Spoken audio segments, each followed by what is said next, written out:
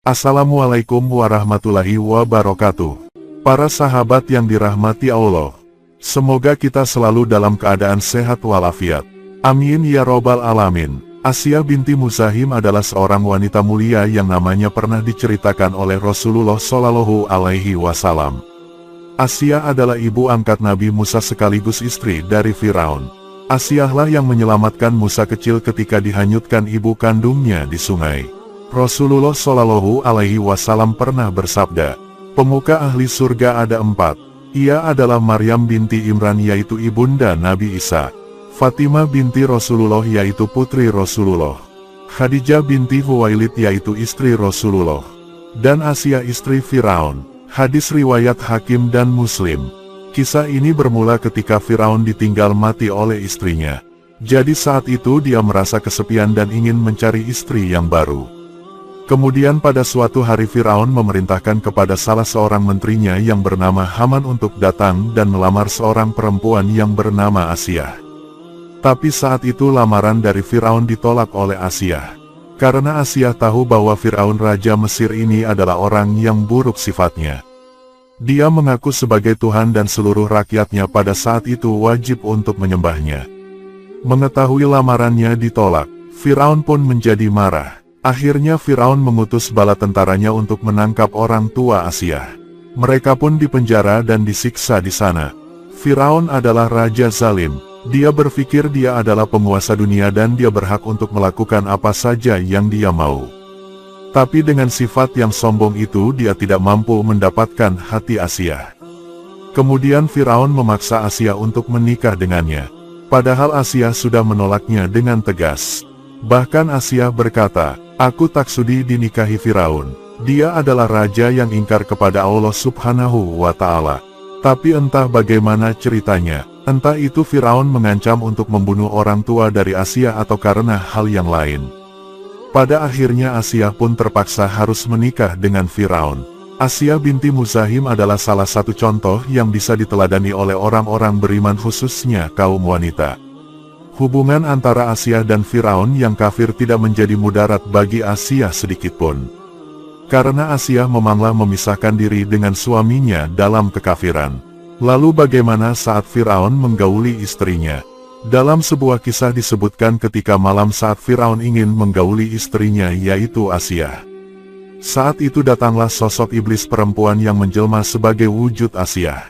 Sebenarnya setiap kali Firaun menggauli istrinya itu bukanlah sosok Asiyah istri Firaun yang sesungguhnya. Karena kemuliaan wanita yang menjadi istri Firaun ini sudah dijaga oleh Allah Subhanahu wa Ta'ala agar tidak disentuh kesuciannya oleh penguasa sekaligus raja zalim seperti Firaun. Dan Allah membuat perumpamaan bagi orang yang beriman. Istri Firaun ketika dia berkata, ya Tuhanku, bangunkanlah untukku sebuah rumah di sisimu dalam surga. Dan selamatkanlah aku dari Firaun dan perbuatannya. Dan selamatkanlah aku dari kaum yang zalim. Al-Quran Surat At-Tahrim ayat 11. Para sahabat yang dirahmati Allah, Asiyah adalah seorang wanita yang secara diam-diam beriman kepada syariatnya Nabi Musa. Asiyah menyembunyikan keimanannya di hadapan Firaun.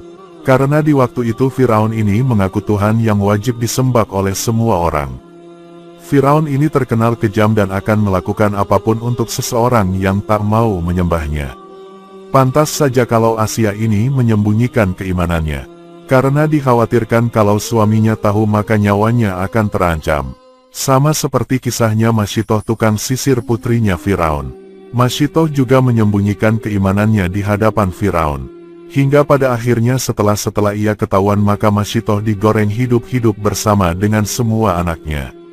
Asiyah beriman kepada Allah Subhanahu wa Ta'ala dan tidak memberitahu hal tersebut kepada suaminya yaitu Firaun.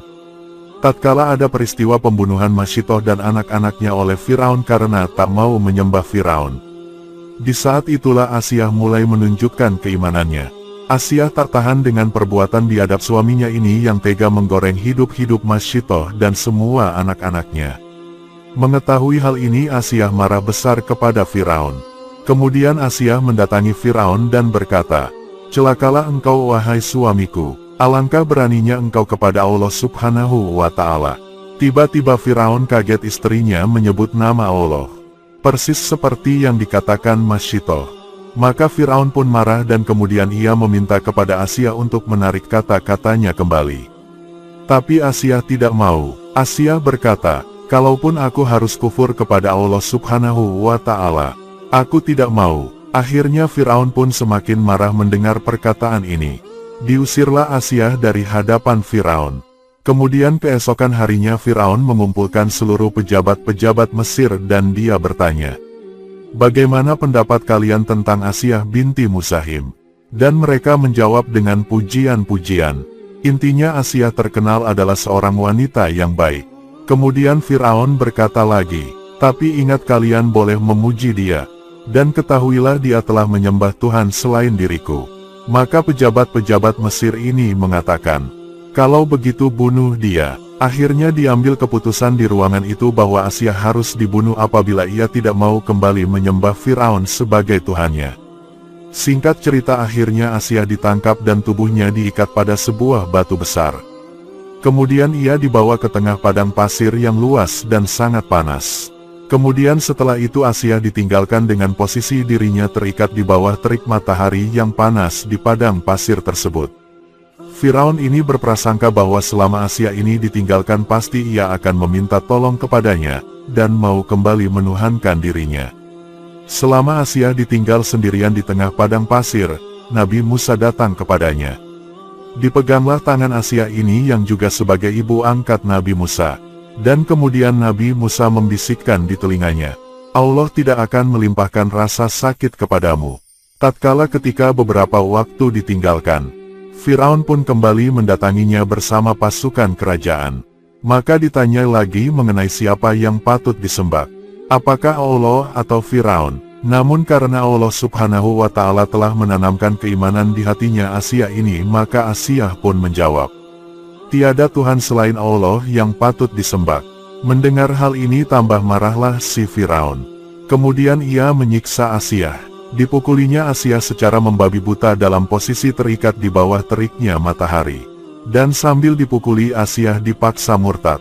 Tapi ia tidak mau. Sampai-sampai pakaian Asia binti Muzahim terlepas sebagian karena Firaun. Karena kabar yang dibisikkan Musa kepada Asia ini, selama Asia mengalami penyiksaan ia tidak merasakan sakit.